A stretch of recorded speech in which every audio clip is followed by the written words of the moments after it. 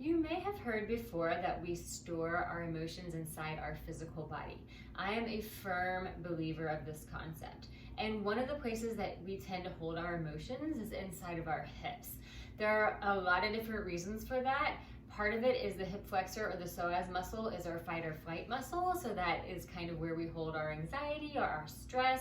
But there's also other places in and around the hip that will hold our muscles or our tension. So in this video, I'm going to guide you through a few stretches that sort of gets all the hip area in a three-dimensional way. So I have a little bolster here, but you don't need, a workout bolster. You can have any regular pillow. A foam roller works, a block, a book, something that's not too hard though.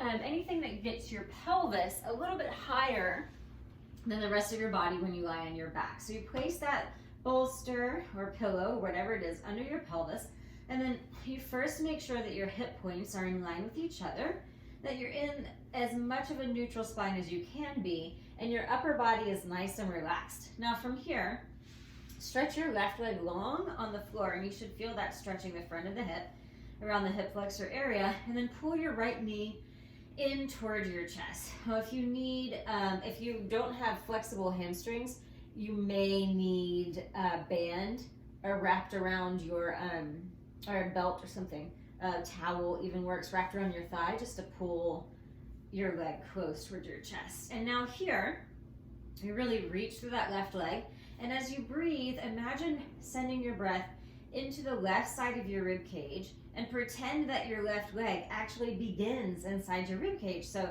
you're breathing here and you're really lengthening that psoas muscle all the way from where it begins on the spine and out through your legs. So you can hold this for as long as you want. I won't hold these stretches for too long because I want to move us through this video, but you are welcome to pause the video and hold the stretch for a little longer if you want.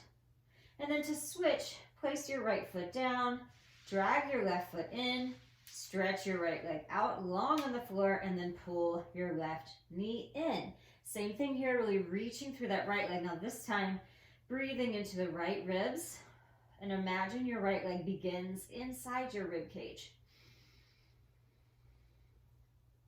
And really take full deep breaths here. And as you do that and try to relax the upper body into the floor, you might find that that little bit of release actually does help get rid of some of your stress and tension. And then lower that left foot, drag the right foot in, lift your hips up, and just move the pillow or bolster, whatever you've got, out of the way. And then lower your pelvis down to the ground. Now this is very important that you maintain neutral pelvis here. Hip points in line with each other, tailbone resting on the floor. Cross your left ankle over your right knee. If you're very tight in your outer hips, this will be enough for you. You want to make sure that your tailbone is staying anchored on the floor the whole time. However, if you want a little bit more, pull your legs in towards your chest again, and then from this place, reach your tailbone down toward the floor again.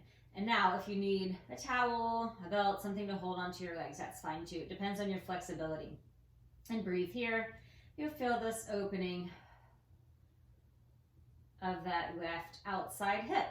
Same thing. You can hold this as long as you want to. But I'm going to go ahead and switch, crossing the right ankle over the left knee, and pull both knees in. Tailbone stays nice and heavy.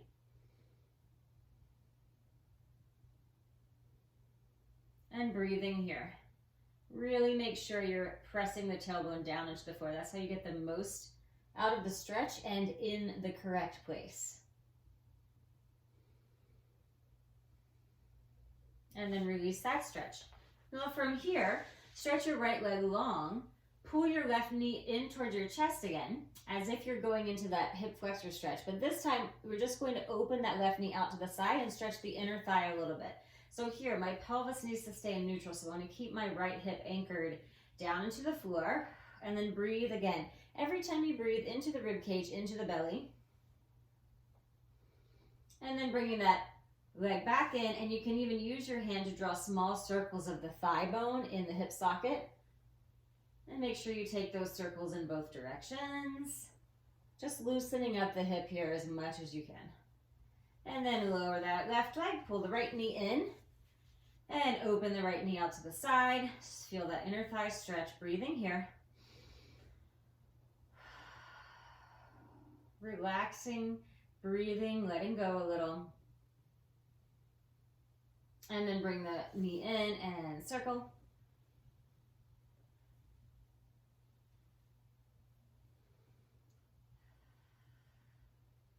And then stretch. All right, come up to sitting.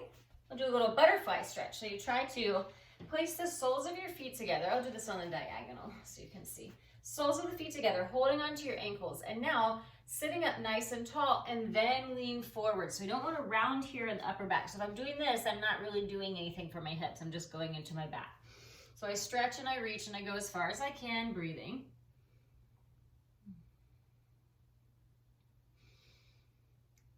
And then come up, crossing your legs. So it's like a little crisscross shape. I've got my right leg in front. Again, sits bones stay on the ground. Fingertips reach forward.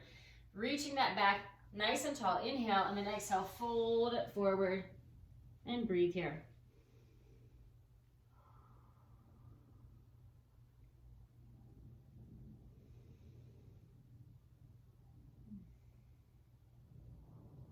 And then come up and switch sides so the left goes in the front. Now, if you're doing this work as you reach forward and you do find that you're holding things in, you can do a little mindfulness practice of asking yourself what it is, asking yourself if there's anything you can do about it, and asking yourself if you need help. All of those things, writing things down, and then having conversations with people if you need to. Good. Just making those discoveries for yourself, and then also opening your hips at the same time.